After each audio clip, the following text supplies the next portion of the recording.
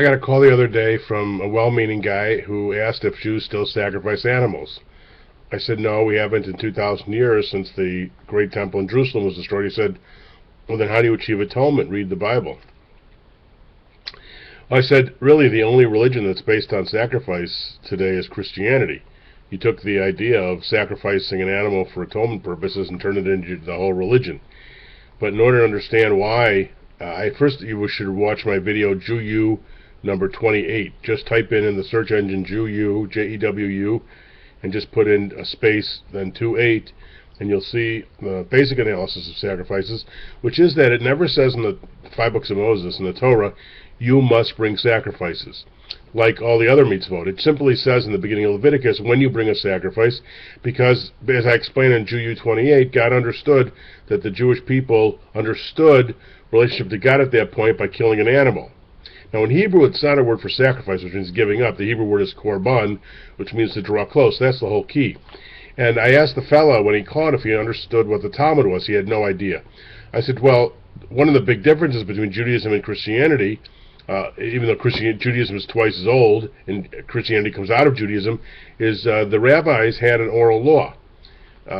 Basically, the belief is that an oral law was handed down just like the written law was, and the oral law was finally written down in 220, and I give lots of examples in other videos about the validity of that. For example, it says in Deuteronomy, you shall slaughter the animal in the way I've told you, but it doesn't say how.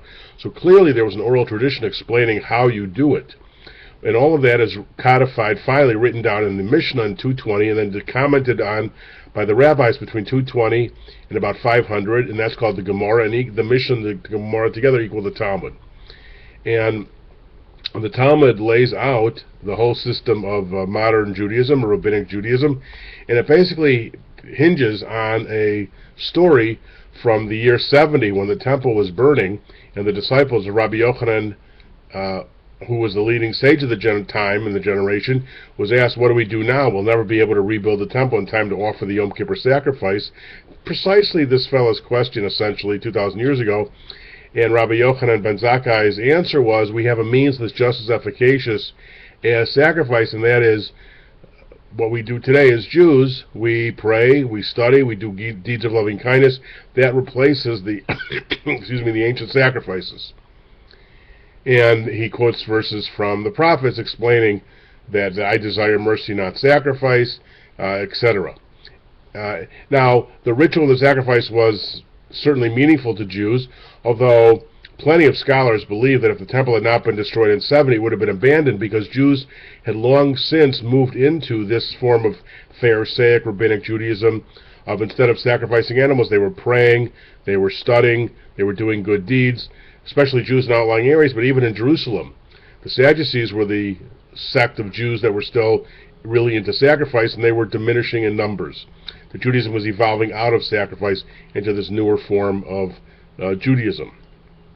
And the Torah certainly now lays that out. And the rabbis tried to link the modern Jewish form of prayer, for example, the 3 daily services, back to the patriarchs of the Torah, but the essential idea was that we pray and we study Torah and we do deeds of loving kindness, and that affects our atonement and not in our lives, and not the ancient sacrifice. Now, do some Jews still pray to restore the temple? Absolutely. Some Jews believe that that's an indispensable part of the Messiah coming, and some Jews even believe the sacrifices will be restored. One very famous former chief rabbi of Palestine said that when the temple is rebuilt, there will only be grain sacrifices offered. At the time he was a vegetarian. Conservative Judaism does not pray for restoration of the sacrifices. It changes a letter or two in the Musaf service of the Sabbath, where instead of saying, Nakriv, we will once again sacrifice, it says, restore us to a place where our ancestors once worshipped. And that little change reflects sort of the ideology of the conservative movement. And the Reform movement got rid of Musaf service altogether. So I hope that answers the question of, do Jews still sacrifice? Well, we sacrifice plenty in terms of energy and lives on the world because of anti-Semitism, and we sacrifice plenty for our children, but the idea of killing an animal to worship God has not been part of Judaism for 2,000 years. And if you really think about it, all of Christianity essentially is based on the idea of one human being dying for the sins of everybody to atone for them, and Judaism rejected that idea thousands of years ago. Shalom.